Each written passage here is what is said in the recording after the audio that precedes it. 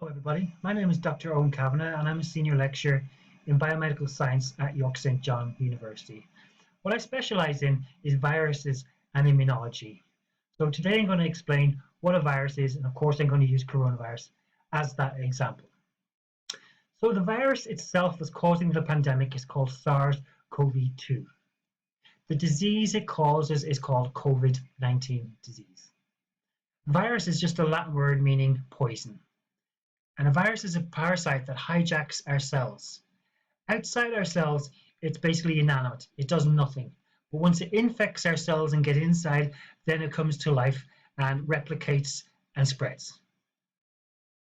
So to describe a virus, we need to start with the genome. Humans have a genome made of DNA and encodes approximately 30,000 genes. Viruses have a genome made of DNA or RNA, and it can encode as little as 5 proteins. So very simple. What a virus has around its genetic material is a bag which is made up of what we call lipid bilayer.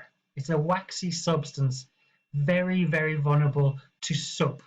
So this layer is what gets destroyed when we wash our hands and the virus dies. Protruding from this layer are protein spikes, or as we call them, the S protein. This is what gives the virus their name. Basically, those spikes look like a crown, so they're called coronavirus.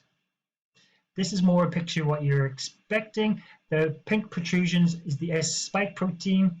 When we cut the virus in half, you can see the lipid bilayer, the waxy layer in red, and inside again, we've got RNA, so the genetic information. That's all a virus is. So we have a virus trying to infect a cell, but the cell is non-permissive, so the virus is not able to infect it. What needs to happen for a virus to enter a cell and become active is it needs to have its receptor present. What happens then is the virus, the S protein, is like a key that fits into the receptor, which is the lock. Once this happens, the genomic material can be passed through into the cell and replication occurs. This particular receptor for SARS-CoV-2 is called ACE2. So once the genome is inside the cell, viral replication occurs. Basically, the virus encodes many copies of itself. It's using the host machinery to do this. It's a parasite. Then this viral genome encodes the proteins that go around it. Then it either escapes from the cell in a process called budding, or it can kill the cell.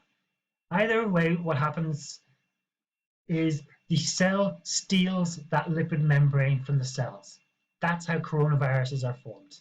Now remember, it might be one virus coming into the cell, but there's going to be millions and millions of what we call progeny coming out of the cell.